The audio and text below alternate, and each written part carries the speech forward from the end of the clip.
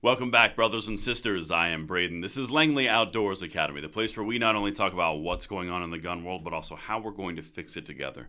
And the content that we're going to talk about tonight is the D.C. Police seem to have got their hand caught in a cookie jar with a brewing scandal around crime guns that are going back to being linked to the Metropolitan Police Department in D.C., a gun control state. And the cherry on top is a gun control group just found out that a police department is responsible for everything they blame on the public sector. You're going to love every second of this because this is legitimately a massive issue for the whole gun control police authority fiasco. Everything will be linked into the description box below, and I can't wait to hear what you guys think. And of course, make sure you hit that like button, subscribe to the channel, and turn the notification bell on. And this content is brought to you by our sponsor this week, American Hartford Gold. I'm going to say a quick word about them, then we're going to hit this, and you guys are going to love every second of this. And the content today is brought to you by American Hartford Gold. And brothers and sisters, with everything popping off around the world, wars cracking off, we've got inflation issues, we've got stock market volatility, we have cash concerns, we have oil concerns. It's a good time to take a look at least know your options with American Hartford Gold. They are dedicated to offering gold, silver, platinum coins and bars for your investing needs. Whether you want to do it delivered to your door or you want an IRA, Roth IRA, 401k, TSP, they've got options. This is something you guys should check out. At American Hartford Gold, they aim to educate clients about investments in the precious metal industry, strive to provide unparalleled customer service built on trust, integrity, and absolute transparency, while holding a goal of achieving 100% customer satisfaction. Click the link in the description or call 844-727-3199. That's 844-727-3199 or text Langley to 65532. Again, that's 844-727-3199 or text Langley to 65532. All right, beautiful people. We're going to lay some groundwork real quick because I've got more clips than usual. There are 5 clips in this, and they all build into this ultimate gun control disaster waiting to happen, and you're going to love every moment of it. So keep in mind, D.C. is run by a gun control mayor. D.C. also happens to have extremely tight gun control, and D.C. also has one of the highest gun violence rates in the nation. You guys figure that out, chew on it. Let me know what you come up with in the comments field below. But now, let me show you how gun controllers, in their quest to get those mean, evil, bad gun dealers, were quite dismayed when they found out that the Metropolitan Police Department in D.C. had a worse record than the worst gun dealers. Yeah, watch this, because ATF is real pissed. Watch this one. Tonight over a gun dealer here in D.C. and how well it was operated. This is not your standard gun shop. As investigative reporter Ted Oberg and the News 4 I-team found, the area's largest police force ended up being in the firearms business itself. Ted? Yeah, Jim and Ann, it was a surprise to us as well. You know, when a D.C. resident wants a legal handgun, they usually go to a gun store in Virginia, Maryland, find it online. They pay for it and then ship it to a licensed dealer in D.C.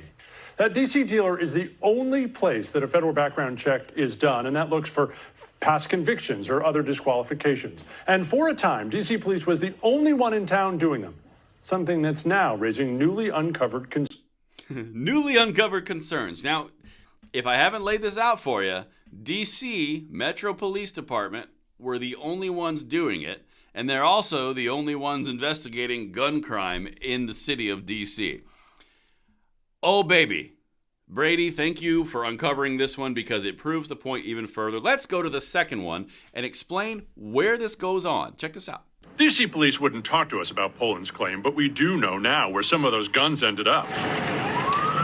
After a gun is found at a crime scene, the ATF traces it all the way back to the original sale with dealers like Poland, and then follows the trail to see who else may have bought the gun before it was used in a crime. Detectives use the traces to develop suspects. The ATF cracks down on dealers who sell a higher number of guns eventually recovered at crime scenes, forcing them to report more information and participate in what the ATF calls its Demand Letter 2 program. The agency put D.C. Police in it after tracking dozens of guns from crime scenes in 2021 alone to MPD gun dealing. Uh-oh. Okay, so the Demand Letter 2 program is something that the left, Brady, the gun controlling group, let out about all the dealers and made a big database and a big stink about the idea that there's so many rogue gun dealers in anticipation for the ATF to release the report today. Here's the underlying irony. Because they released that, they just showed the Metropolitan Police Department on that same list. So what that does for the gun control argument, and this is where it ties all together with the backstory and the current, this is where you get that goodness. It shows you that a actual police department running the federal and state background checks was still having guns that were traced back to crimes because criminals were lying to them in order to get those guns. They weren't stolen from their vaults. They were transferred or purchased at the D.C. Police Department. So how do you explain that if your whole pitch has been gun dealers are bad, rogue gun dealers, gun dealers, gun dealers, gun dealers, it's the bad ones that are causing all the problem, when one of the people on the list that you're purveying is literally a police department? Oh, man. Brady. When you guys uncover these things thinking that you are going to find this unhinged, insane cesspool of a deep, dark, evil gun world, you find your gun-controlling friends always somewhere in there too. Isn't it interesting how... No? Okay, let me show you the third one, because we got to hear from Brady, and then we're going to hear from the government of Maryland, or D.C. Check this out. Brady Group. We are not anti-gun dealer at Brady. We are anti-irresponsible gun dealing. The group Brady United Against Gun Violence recently released hundreds of documents related to the program and found it's really rare to be put in it. But we found 14 dealers in the D.C. area, including Poland's and another who currently operate in D.C., and MPD was on the list too. It was a little bit surprising to see the D.C. Metropolitan Police Department receive a demand letter. Oh, surprising? When you crack open that rock and you find out that all of your propaganda and lies don't really back up to what's actually going on, and you find out that the most secure place in your mind is the authority of the police department, who is the only single location in that city at that time selling guns, had the exact same problem that other privately held entities have. Almost like the common theme is not if you're selling a gun, you're a bad person. The common theme is criminals are gonna criminal. They're walking into a police department to get FFL transfers or purchases, and straw purchases are happening, or those guns are leaving and then they're being stolen in transit in the everyday, day-to-day, and it gets tracked back to this police department. The thing that Brady doesn't understand here, or they probably do, they just don't want to say it because it's really uncomfortable, is criminals are going to criminal. That's the whole point. But let's continue. I got two more things for you because it's all over everywhere. There's a can open, there's dirt, there's worms. It's not good if you're a gun controller. But two more clips. First one, listen to what the response was from the spokesperson from the Metropolitan Police Department. Questions on camera. A spokesperson only telling us MPD has never sold guns. MPD was required to operate as an FFL to uphold a constitutional right in the district. During that period, the department facilitated the legal transfer of 8,038 firearms. Gun dealers are gatekeepers. That's their mandate under the federal law. They have that responsibility and that obligation to make sure that every sale is a safe sale. But there's another concern the I-Team found, what's called time to crime. The ATF explains, on average, a gun found at a crime scene is 10 years past its first sale. Shorter times, the agency tells us, deserve more scrutiny. And in D.C. Police's case, the time to crime was around 20 months, less than 2 years.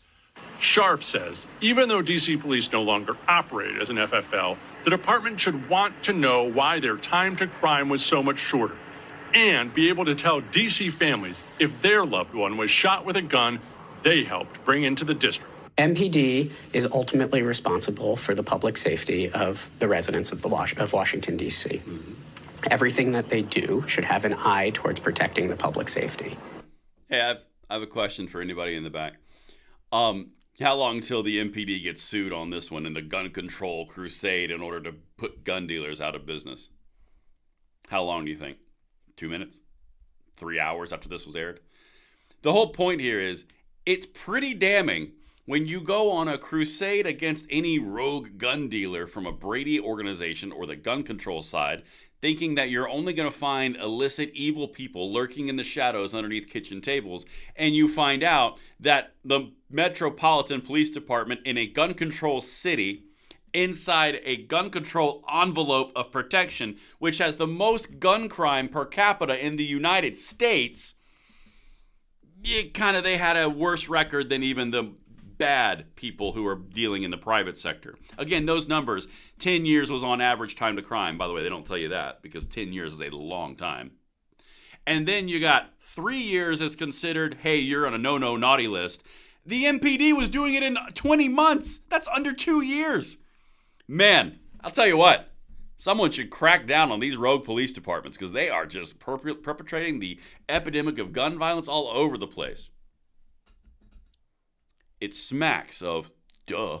But anyway, got one more thing for you. This is where the mayor of D.C., a known gun controller, got her hand caught in the cookie jar a little bit. This wraps up the report, and this is glorious. Before D.C. Mayor Muriel Bowser told D.C. Police to get into the gun business, she was criticizing Virginia lawmakers for not overseeing dealers in the Commonwealth strictly enough. We found the letter she sent Virginia legislative leaders in January of 2020, urging them to do more to keep guns legally sold in Virginia from being used in D.C. crimes. Illegal guns originating in Virginia are a key driver of gun crime in D.C., Bowser wrote. 4 months later, she signed that mayor's order authorizing D.C.'s police department to become an FFL themselves, and those ATF records show MPD helped sell guns eventually used in crime, too. Whoopsie-doodles. So Muriel Bowser is a D.C. leftist Democrat mayor. Always against guns, always pointing pressure against Virginia, all these different areas. And then she signed a order that made D.C. Police Department the sole dealer in the city, and then their guns were traced to more crimes and a shorter time frame than any others. Man, this is awkward. Everything's linked. Let me know what you guys think, and I'll see you on the next one. I'm Brady. See you later.